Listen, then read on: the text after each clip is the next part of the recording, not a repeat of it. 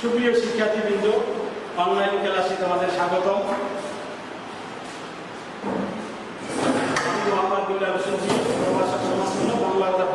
Degree college. আজকে তোমাদের একাদশ শ্রেণীর প্রথম ক্লাসে আমি তোমরা যেখানে আসো, বৈশ্বিক মহামারী করোনার মধ্যে সকলের সুস্বাস্থ্য কামনা করছি, সকলের নিরাপদ থেকে থাকবে এ বলে আমার ক্লাস শুরু করছি। আজকের ক্লাসে আমি প্রথমে তোমাদেরকে বিষয় সম্পর্কে একটু পরিচিত করিয়ে দিব। তোমাদের আজকের বিষয় হচ্ছে সমাজকর্ম। বাংলাদেশ সরকারের নিয়ম অনুযায়ী, বিধিমালা অনুযায়ী সমাজকর্মের দুটি পত্র, একটি হল প্রথম পত্র, দ্বিতীয় পত্র। তো প্রথম বর্ষে তোমাদের সমাজকর্মের প্রথম পত্রের 5টি চ্যাপ্টার এবং দ্বিতীয় পত্রের 4টি চ্যাপ্টার, মোট 9টি চ্যাপ্টার পড়ানো হবে। এই 9টি চ্যাপ্টারের মধ্যে তোমাদের কোর্স সম্পূর্ণ করা হবে। তো শুরুতেই সমাজকর্মের বই সম্পর্কে তোমাদেরকে ধারণা দিচ্ছি। স্লাইডে দেখো 3টি পাবলিকেশনের 4টি বইয়ের কভার পেজ দেওয়া আছে। একটি হলো লেকচার পাবলিকেশন, একটি হলো অক্ষরপত্র প্রকাশনী ও কোরআন। এখান থেকে তোমরা প্রথম পত্র এবং দ্বিতীয় পত্র মিলে 2টি বই কিনবে। উভয় কোম্পানির বইগুলোই ভালো, মানসম্মত। তোমরা এগুলো কিনলে তোমাদের কোর্স ভালো শিখতে পারবে, জানতে পারবে। আজকের বিষয় সমাজকর্ম, শ্রেণী একাদশ, অধ্যায় প্রথম অধ্যায়, পত্র প্রথম। শুরুতেই কতগুলো ছবি দেখানো হয়েছে। আশা করি তোমরা এই ছবিগুলো দেখে পাঠ সম্পর্কে ধারণা লাভ করতে পারবে এবং ছবিগুলো দেখে তোমাদের ধারণার সাথে পাঠের সাথে মিলিয়ে নিতে পারবে। ছবিগুলো সম্পর্কে আমি একটু পূর্ব আইডিয়া দিচ্ছি। প্রথম ছবিটা যেখানে শাকসবজি দেখা গেছে, এখানে সামান্য সম্পত্তি, ব্যক্তির সামান্য সম্পদ ছিল আঙ্গিনায় তার যে নিজস্ব সম্পদটা, এই সম্পদটাকে সঠিকভাবে কাজে লাগিয়ে সে আজকে স্বাবলম্বী হচ্ছে। দ্বিতীয় ছবিটা হচ্ছে কারিগরি প্রশিক্ষণ। মানুষ মানব সম্পদে রূপান্তরিত হওয়ার জন্য তারা তাদের নিজেদের দক্ষতা যোগ্যতাকে খাটিয়ে কারিগরি প্রশিক্ষণ দিচ্ছে, যার বেশি হয়তো পরবর্তী প্রতিষ্ঠান লাভ করতে পারে। এরকম একটা ছবি আছে, পিছনে অনেকগুলো লোক, সামনে একজন লোক, সে নেতৃত্ব দিয়ে সবাইকে এগিয়ে দিচ্ছে। এর নিচের ছবিটা হচ্ছে তাও এক ব্যক্তি মাঝিদেরকে নেতৃত্ব দিয়ে সঠিক পথ নির্দেশনা দিয়ে এগিয়ে দিচ্ছে মাঝি মেলাদের। এরপরে একটা ছবি হচ্ছে, সেখানে বাবা মা ছেলে সন্তান নিয়ে তারা পারিবারিক সম্প্রীতির মাধ্যমে বসবাস করে। নিচে একটি ছবি হচ্ছে, এই ছবিতে পারস্পরিক দাম্পত্য কলহের কারণে ছেলেটি সন্তানটি হতাশায় ভুগছে। এরপরে নিচে একটি ছবি দেখো, ছবিতে দেখা যাচ্ছে যে বাবার ছেলেদের মধ্যে কতটা সুসম্পর্ক বজায় আছে। এই যে তোমাদের ছবিগুলোর একটি বিবরণ। এরপরে স্লাইডে আমরা যাচ্ছি। আজকে আমাদের আলোচ্য বিষয় হচ্ছে সমাজকর্মের ধারণা, লক্ষ্য ও উদ্দেশ্য। Concept, goal and objective of social work. আজকে আমরা পাঠ থেকে যে শিক্ষণ ফল পাবো বা আমরা যেটা লাভ করতে পারবো, সেটা হচ্ছে তোমরা সমাজকর্মের ধারণা ব্যাখ্যা করতে পারবে, সমাজকর্মের লক্ষ্য উদ্দেশ্য বর্ণনা করতে পারবে এবং সমাজকর্ম শিক্ষায় তোমরা আগ্রহী হবে। এই 3টি আমাদের আজকের পাঠের শিক্ষণ ফল। সমাজকর্মের ধারণা। সমাজকর্মের ধারণায় আমি প্রথমেই তোমাদেরকে একটু পূর্ব আইডিয়া দিব। সমাজকর্মটা ছিল দান শ্রদ্ধার মধ্যে সীমাবদ্ধ। মানব সৃষ্টির আদিলগ্ন থেকেই মানুষ একে অপরের সহযোগিতা, আদিম যুগ থেকে একে অপরের সহযোগিতা করা, একে অপরের বিপদে এগিয়ে আসা, এটা ধারাবাহিক নিয়মে চলে আসছে। কিন্তু 1750 সাল থেকে 1850 সালের মধ্যবর্তী 100 বছর যাবত এটি বিশ্বে শিল্প বিপ্লব ঘটে। তখন সাধারণ সমস্যার বাইরে এসে সমস্যাগুলো হয়ে উঠেছিল জটিল। এই জটিল সমস্যায় পূর্বের যে ধারাবাহিকতা, যে শ্রদ্ধা, দান, সহযোগিতা, এগুলো আর কাজ করছিল না, সমস্যার সমাধান দিতে পারছিল না। তখনই উদ্ভব ঘটে আধুনিক সমাজকর্মের। তখনই মানুষের প্রয়োজনীয় সমস্যা সমাধান করার ক্ষেত্রে আধুনিক সমাজকর্মের উদ্যোগ করে। তাই সমাজকর্ম দুটি ভাগে বিভক্ত, একটি হচ্ছে সমাজ শিল্প বিপ্লব উত্তর, একটি হচ্ছে শিল্প বিপ্লব পূর্ব। শিল্প বিপ্লব আগের যেটা সেটা হচ্ছে সনাতন সমাজকর্ম, শিল্প বিপ্লব পরে যেটা সেটা হচ্ছে আধুনিক সমাজকর্ম। আমরা আজকে আধুনিক সমাজকর্ম সম্পর্কে ধারণা দিব। সমাজকর্মের একটি সংজ্ঞা, একটি সমাজকর্ম একটি সাহায্যকারী পেশা যা কতগুলো পদ্ধতির মাধ্যমে ব্যক্তি, দল বা সমষ্টির সমস্যা সমাধানে এমনভাবে সহায়তা করে যাতে তাদের সুপ্ত প্রতিভা, প্রত্যেকটা ব্যক্তি, প্রত্যেকটা মানুষের প্রতিভা থাকে। কেউ প্রতিভা জাগ্রত করে জীবন প্রতিষ্ঠিত করে, কেউ প্রতিভাকে জাগ্রত করতে পারে না। তো সমাজকর্মের কাজটা হচ্ছে এই ব্যক্তির সুপ্ত প্রতিভার বিকাশ সাধনের মাধ্যমে নিজস্ব যে সম্পদ আছে, নিজস্ব সম্পদের সঠিক ব্যবহারের মাধ্যমে আমরা পূর্বের চিত্রে দেখে গেছি যে ব্যক্তি তার নিজস্ব আইনবিনা সম্পত্তিকে সৎ ব্যবহার করে সে স্বাবলম্বী হয়েছে। তাই নিজস্ব সম্পদের সৎ ব্যবহার করে নিজেদের সমস্যা সমাধানের সম্ভব হবে এবং আত্মনির্ভরশীল হবে, অপরের মুক্ত হতে হবে। এই হচ্ছে সমাজকর্মের ধারণা, সংজ্ঞা। সমাজকর্মের অভিধানের ব্যাখ্যা অনুযায়ী একটি প্রামাণ্য সংজ্ঞা আছে। দেখো, সমাজকর্ম একটি ব্যবহারিক বিজ্ঞান যা মানুষকে গণসমাজের ভূমিকা পালন ক্ষমতা একটি কার্যকর পর্যায়ে উপনীত হতে সাহায্য করে এবং মানুষের কল্যাণকে শক্তিশালীকরণে কার্যকর সামাজিক পরিবর্তন আনার বিষয়। প্রিয় বন্ধুরা, প্রিয় শিক্ষার্থীরা, এখানে দুটি কথা বলছে। একটি হচ্ছে সামাজিক ভূমিকা পালনের ক্ষমতা। সামাজিক যে ভূমিকা, প্রত্যেকটা মানুষ তার অবস্থানের উপর সামাজিক ভূমিকা আছে, এই ভূমিকাগুলো পালন ক্ষমতা একটি কার্যকর সাহায্য প্রদান করে। দ্বিতীয়ত হচ্ছে সামাজিক পরিবর্তন আনয়ন করে, একটি শক্তিশালী গঠনমূলক পরিকল্পিত একটি সামাজিক পরিবর্তন আনয়নে সহায়তা করে।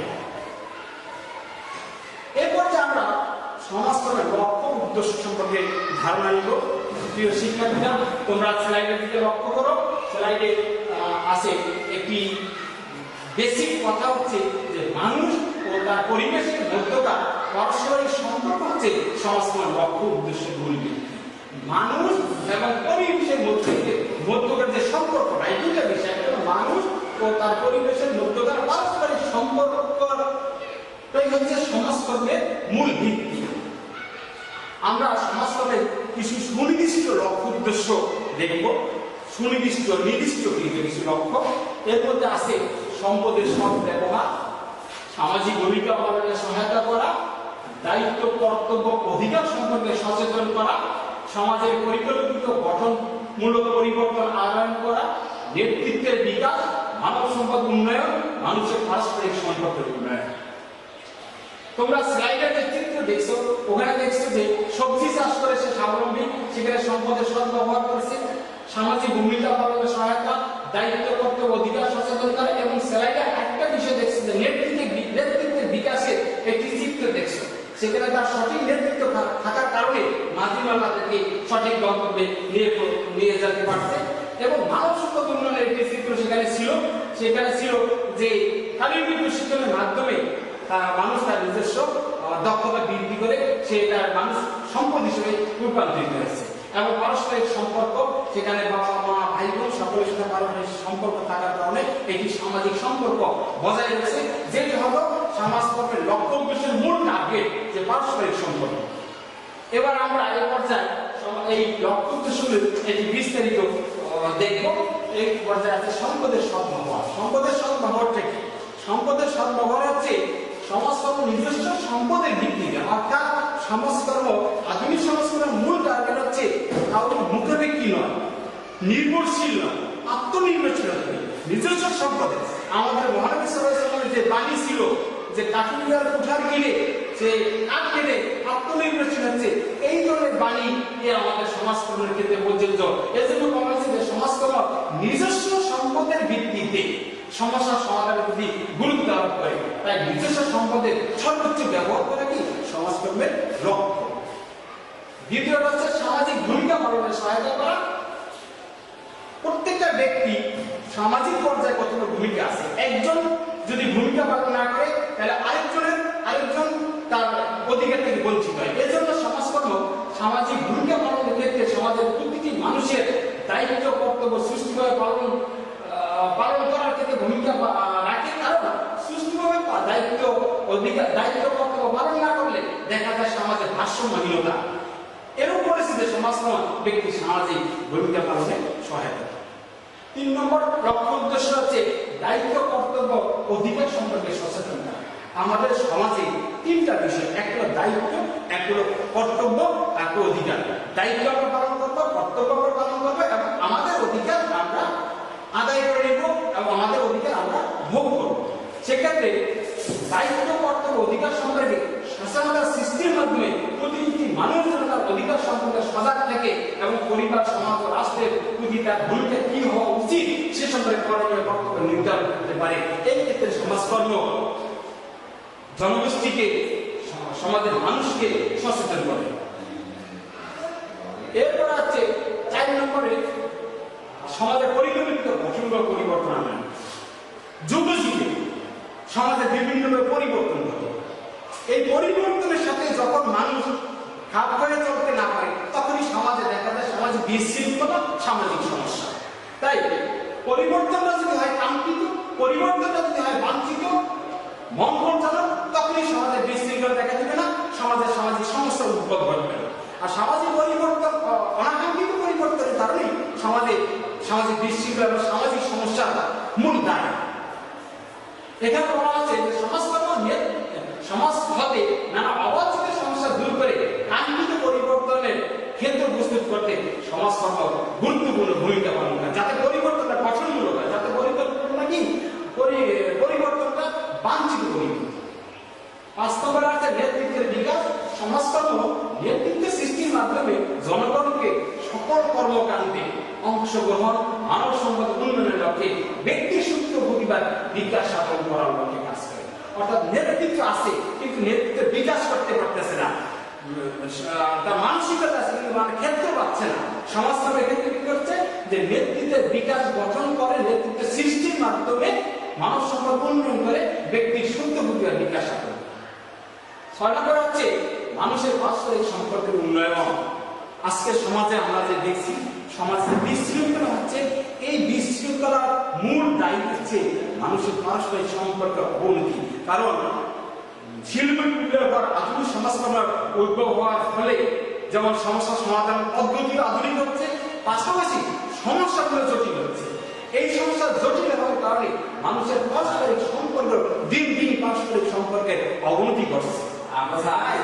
এই সম্পদের অবনতির কারণে সমস্যাগুলো দিন দিন বৃদ্ধি পাচ্ছে। তাই সম্পর্কের সুসম্পর্ক বজায় রাখার জন্য, সুসম্পর্ক গড়ে ওঠার জন্য, সামাজিক ঐক্য ও সংহতি স্থায়ী করার জন্য, যাতে সংহতি ঐক্য নষ্ট না হয়, এর জন্য সমস্ত মানুষের পারস্পরিক উন্নয়নে সহায়তা করছে। এই পর্যায়ে আমরা দেখবো তোমাদের যে পাঠটা আলোচনা হচ্ছে, তোমরা তোমাদের বইগুলো কিনে যদি তোমরা বইটা একটু স্টাডি করো, তাইলে আমার মনে হয় যে তোমাদের এই পাঠ সম্পর্কে তেমন কোনো সমস্যা থাকবে না। বন্ধুরা, তোমরা আশা করি উপরের বইগুলো দেখে যেগুলো একটি বই কিনবে, বই কিনে তোমরা তোমাদের আজকের পাঠ সম্পর্কে আরো অধ্যয়ন করবে এবং স্লাইডগুলো একের পর এক স্লাইডগুলো দেখার জন্য তোমাদের অনুরোধ করছি। এই পর্যায়ে আমি একটি প্রশ্ন দিয়েছি, সৃজনশীল আকারের প্রশ্ন। তা হচ্ছে তাসমিয়া এসএসসি পরীক্ষা শেষে ভর্তির জন্য অবতীর্ণ হয় এমন একটি বিষয় উচ্চশিক্ষা গ্রহণের সুযোগ পেয়েছে যেটির জন্ম হয়েছে আধুনিক জটিল শিল্প সমাজের বহুমুখী সমস্যাগুলো সার্থকভাবে মোকাবিলা করার জন্য। বাস্তবতা এবং যুগের সাথে তাল মেলানোর জন্য বিষয়টির কতগুলো সুনির্দিষ্ট নিজস্ব পদ্ধতি, নীতিমালা এবং মূল্যবোধ গড়ে উঠেছে। প্রশ্ন হচ্ছে সমাজকর্ম কোন ধরনের বিদ্যা? দ্বিতীয় প্রশ্ন হচ্ছে সমাজকর্ম কি, অর্থাৎ সমাজকর্মের ধারণা, সমাজকর্ম কাকে বলে বা সমাজকর্মের সংজ্ঞা। 3 নম্বর হচ্ছে উদ্দীপকে তাসমিয়া সামাজিক বিজ্ঞানে কোন বিষয় অধ্যয়ন করছে ব্যাখ্যা করো। অর্থাৎ উপরোক্ত উদ্দীপকে তাসমিয়া যে উচ্চশিক্ষার সুযোগ পেয়েছে সেই উচ্চশিক্ষার বিষয়টা কোন বিষয় ছিল, সেই বিষয়টা সামাজিক বিজ্ঞানের কোন বিষয়টা ছিল। আমি তোমাকে বলে দিচ্ছি যে সেই বিষয়টা আমাদের সমাজ বিজ্ঞানের সমাজকর্ম বিষয়। তোমরা এই বিষয়ে সমাজকর্ম সম্পর্কে একটু ব্যাখ্যা করো। 14 নম্বরে উদ্দীপকে তাসমিয়া যে বিষয় উচ্চ শিক্ষা গ্রহণের সুযোগ পেয়েছে তার লক্ষ্য উদ্দেশ্য বিশ্লেষণ করো। আশা করি বন্ধুরা তোমরা তোমাদের যে লক্ষ্য উদ্দেশ্যগুলো আমি দিয়েছি ছিল, এই লক্ষ্য উদ্দেশ্যগুলো যদি তোমরা শুরুতে সময় দেখো, বই অধ্যয়ন করো, তাহলে তোমরা এই 14 নম্বরের প্রশ্ন উত্তর দিতে হবে, সেখানে উদ্দেশ্যগুলো বিশ্লেষণ করতে পারবে। সবাইকে এই করোনাকালীন সময় সবাইকে সকল শিক্ষার্থী বন্ধুরা তোমাদেরকে ধন্যবাদ জানাচ্ছি এবং স্লাইডটা দেখে বুঝে যদি কোনো সমস্যা থাকে তাহলে তোমরা আমাদের কমেন্ট বক্সে কোনো জানার কিছু থাকলে তোমরা কমেন্ট বক্সে কমেন্ট করবা, আমরা যথাসম্ভব তোমাদেরকে এই কমেন্ট বক্স থেকে উত্তরগুলো দেওয়ার চেষ্টা করব। সবাইকে ধন্যবাদ।